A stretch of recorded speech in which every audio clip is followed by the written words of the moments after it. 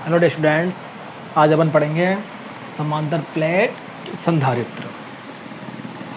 तो संधारित्र क्या है? जो आवेशों को संचित करे या फिर विद्युत ऊर्जा को संचित करे। अपन देखते हैं यहाँ पे समांतर प्लेट संधारित्र। समांतर प्लेट संधारित्र नाम से ही पता चल रहा है प्लेटें क्या है, समांतर। देखो, कोई दो प्लेटें जो समान आकार की है और समान क्षेत्रफल की है, या अपन बोले समान ज्यामिति की। तो दो समांतर प्लेटें एक दूसरे से अल्प दूरी पर स्थित है। इनके बीच की दूरी मान लो d। तो इसको बोलते हैं अपन समांतर प्लेट संधारित्र। इसको जब बैटरी से जोड़ेंगे, दो बैटरी से जोड़ने पर इधर प्लस इधर माइनस, तो इस प्लेट से जो इलेक्ट्रॉन है वो अपने पास धनात्मक की तरफ आएंगे, तो इस पर प्लस आवेश हो जाएगा क्योंकि इसने इलेक्ट्रॉन का त्याग किया। तो ये मान लो प्लस क्यू, और यहाँ पे ये माइनस है, इस माइनस की वजह से इलेक्ट्रॉन इधर आएंगे, तो इधर जो आवेश हो जाएगा वो हो जाएगा माइनस क्यू। तो ये तो हो गया अपने पास धनात्मक आवेशित, होगी ऋणात्मक आवेशित।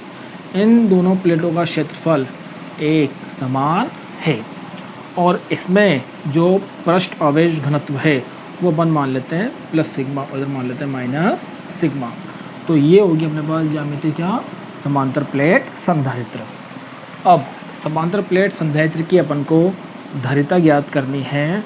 तो देखो, ये समांतर प्लेट संधारित्र, इसमें आवेश आया और जो इसमें पृष्ठ आवेश घनत्व होगा वो भी एक समान होगा क्योंकि आवेश का मान समान है, क्षेत्रफल का मान समान है। तो यहाँ पर जो पृष्ठ आवेश घनत्व है वो क्या है, Q/A, प्रति एकांक क्षेत्रफल पर जो आवेश है। और इसके बीच में जो विद्युत क्षेत्र होगा वो क्या होगा, σ/ε0। और सिग्मा की वैल्यू यहाँ से क्या आई, सिग्मा की वैल्यू है Q/A, तो Q/A ε0, ये आ गया E। अब इसके बीच में जो विद्युत क्षेत्र उत्पन्न होगा वो विद्युत क्षेत्र अपने पास एक और इसकी परिभाषा से प्रति एकांक लंबाई पे जो विभव है उसको बोलते हैं अपन विद्युत क्षेत्र। तो V/D ये हो जाएगा, यहाँ पे विभव मान लो V, तो यहाँ से V क्या हो जाएगा ED, और E का मान यहाँ से अपन यहाँ पे रख देंगे, तो ये हो गया V = Q/A ε0D। और यहाँ से अगर अपन देखें, अपन निकालनी है धारिता, तो धारिता क्या होती है, C होता है Q/V। तो यहाँ से अपन Q/V निकालें तो Q जाए, ये V तो जाएगा ये इसके हर में, और ये आ जाएगा इस साइड। तो अपने पास यहाँ से क्या होगा, Q/V = ε0A/D। तो यहाँ से C हो जाएगा ε0A/D। तो ये आ गया अपने पास समांतर प्लेट संधारित्र और उसकी धारिता। इस सूत्र से पता लग रहा है कि जो धारिता है वो प्लेट का जो क्षेत्रफल है उसके समानुपाती और इनके बीच की दूरी के विरुद्ध क्रमानुपाती है।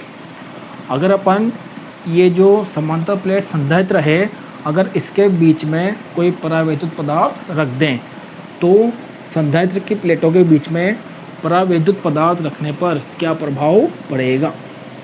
तो नेक्स्ट टॉपिक अपन देखते हैं, समांतर प्लेट संधारित्र के मध्य परावैद्युत पदार्थ की उपस्थिति का प्रभाव। इसके पहले जो अपन ने पढ़ा था, जो समांतर प्लेटें हैं इसके बीच में पहले या तो वायु था या निर्वात था, अपन रख दिया, अपन ने क्या रख दिया, परावैद्युत पदार्थ। अब देखना, सपोज करो ये अपने पास दो समांतर प्लेटें हैं, एक पर तो आवेश है प्लस, एक पर आवेश है माइनस। अब इसके बीच में अपन ने रख दिया परावैद्युत पदार्थ, तो यह मान लो आप परावैद्युत पदार्थ। अब परावैद्युत पदार्थ रखने पर अपन जानते हैं जब भी कोई पराविद्युत पदार्थ को विद्युत क्षेत्र में अपन रखेंगे तो विद्युत क्षेत्र में रखने पर क्या होता है, उसका ध्रुवण, ये एक तरह से विद्युत क्षेत्र में रखा अपन ने, ये जो दो प्लेटें हैं तो इसको मान लो आप इधर प्लस क्यू पृष्ठ आवेश घनत्व, इधर माइनस क्यू, ये माइनस सिग्मा पृष्ठ आवेश घनत्व, इधर प्लस सिग्मा इधर माइनस सिग्मा। और जो विद्युत क्षेत्र की दिशा होगी वो विद्युत क्षेत्र की दिशा कहाँ से कहाँ तक होती है, प्लस से माइनस की तरफ। तो इसके लिए जो विद्युत क्षेत्र की दिशा है वो है ई। अब ये तो हो गया। अब ये जो पराविद्युत पदार्थ है इसके अंदर जो अणु है उसका ध्रुवण होगा, और ध्रुवण होने से क्या होगा, वो इस विद्युत क्षेत्र की दिशा में संरेखित हो जाएंगे। तो इसका जो ध्रुवण होगा वो इस प्रकार से होगा, ये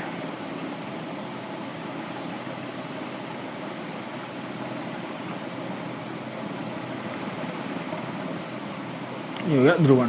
अब ध्रुवण होने के कारण इधर होगा माइनस, क्योंकि इधर प्लस है ना, तो इधर तो हो जाएगा माइनस, ये प्लस, और इधर माइनस है तो इधर आएगा प्लस, और इधर आ जाएगा माइनस। अब जब ये ध्रुवण हुआ तो ये इसके पास वाले जो आवेश हैं ये आवेश एक दूसरे को निरस्त कर देंगे, परंतु जो इसके किनारे वाले जो आवेश है वो एक दूसरे को निरस्त नहीं करेंगे, क्योंकि जो माइनस है वो माइनस को इस प्लस की तरफ क्या हो रहा है, आकर्षित, और ये प्लस इस माइनस की तरफ क्या हो रहा है, आकर्षित। तो ये एक दूसरे के प्रभाव को नष्ट भी कर दें। तो यहाँ पे अपने पास बाद में जो बनेगा, अभी तो ऐसा है, फिर कैसा बनेगा, फिर ये बन जाएगा ऐसा। इस टाइप से बनने से जो ये पराविद्युत पदार्थ है इसके एक किनारे पर तो धनात्मक आवेश आ गया और दूसरे किनारे पर ऋणात्मक आवेश आ गया। तो ये जो धनात्मक आवेश एक किनारे पर आया, इसकी वजह से यहाँ पर एक और पृष्ठ आवेश घनत्व प्रेरित हो जाता है, जिसको बोलते हैं प्रेरित पृष्ठ आवेश घनत्व, जो यहाँ पे उसको अपन प्रदर्शित करेंगे सिग्मा पी से, जो ये धनात्मक है, और ये जो माइनस है तो माइनस सिग्मा पी। और यहाँ पे ये प्लस और माइनस की वजह से एक प्रेरित विद्युत क्षेत्र उत्पन्न हो जाता है, जिसकी दिशा होती है धनात्मक से ऋणात्मक की तरफ। इसको मान लिया अपन ने EP। तो ये हो गया अपने पास। तो आरोपित जो विद्युत क्षेत्र है वो तो E बाएं से दाएं, और जो प्रेरित है वो दाएं से बाएं। तो इन दोनों विद्युत क्षेत्र की दिशा क्या है, एक दूसरे के विपरीत। और यहाँ पे जो विद्युत क्षेत्र होगा ये आरोपित, तो ये तो हो गया E = sigma upon epsilon not, और जो प्रेरित विद्युत क्षेत्र है वो हो जाएगा EP = sigma P upon epsilon not. तो जो परिणामी विद्युत क्षेत्र होगा तो परिणामी विद्युत क्षेत्र क्या हो जाएगा, परिणामी विद्युत क्षेत्र, परिणामी विद्युत क्षेत्र होगा उसको मान लो अपन E' जो होगा E - EP। E - EP होने से तो ये हो गया E' = E क्या है, sigma upon epsilon not minus sigma P upon epsilon not. तो यहाँ से E' हो जाएगा sigma minus sigma P upon epsilon not. और जो E' है, ये E' क्या है, E' है माध्यम की उपस्थिति में विद्युत क्षेत्र, और माध्यम की उपस्थिति में विद्युत क्षेत्र क्या होता है, विद्युत क्षेत्र अपॉन एप्सिलॉन R। और A का मान क्या है, sigma upon epsilon not epsilon R। तो एक तो E' इससे आया, एक E' इससे आया, इन दोनों को अपन बराबर कर देंगे। बराबर करने पर क्या हुआ, अब इस चित्र से कोई काम नहीं है, तो यहाँ से हो जाएगा sigma upon epsilon not epsilon R = sigma minus sigma P upon epsilon not. इससे ये कैंसिल, यहाँ से हो जाएगा sigma upon epsilon R = sigma minus sigma P, और ये हो जाएगा sigma P = sigma minus sigma upon epsilon R।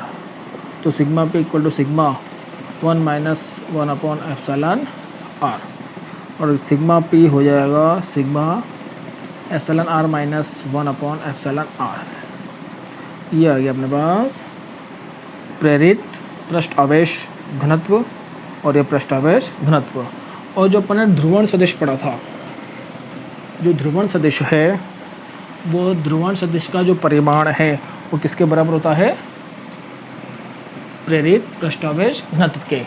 और ये जो ध्रुवण सदिश है वो क्या होता है, काई ई ई डैश। तो यहाँ से P equal to sigma P है और P equal to chi E dash.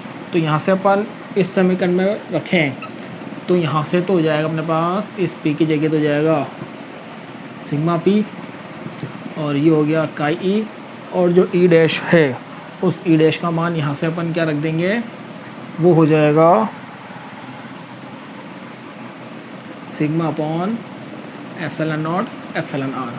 और यहाँ से सिग्मा P का मान यहाँ से अपने पास यहाँ पे हो जाएगा, ई डैश का मान अपन ने यहाँ पे निकाला था जो रफ कर दिया, और ई डैश ये सिग्मा P का मान अपन यहाँ से इधर रख देंगे।